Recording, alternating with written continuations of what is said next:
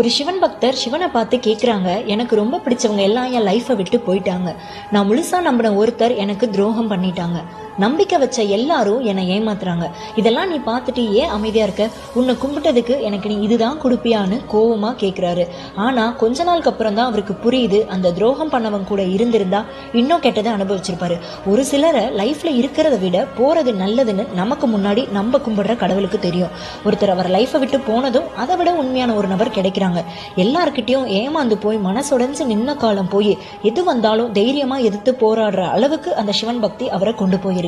கடவுள் யாரை ஏத்துக்கிறாரோ, யாரை நெருங்குறாரோ அவங்களுக்கு தான் துன்பம் அதிகம் வரும். ஆனா அந்த துன்பம் எல்லாம் யார் யார் எப்படின்னு புரிஞ்சிக்கவும் மனசை பக்குவம் படுத்தவும் தான் அந்த கஷ்டகாலம் வரும். கெட்ட கர்ம வினைகள் எல்லாம் முடிஞ்சு வாழ்க்கை பத்தி நல்ல புரிதல் வந்து அவங்க ஆசைப்பட்ட வாழ்க்கைய சிவன் நிச்சயம் கொடுப்பாரு. ஆனா ஒருபோதும் கைவிட மாட்டாரு. இதுதான் சிவபெருமானோட திருவிளையாடல்.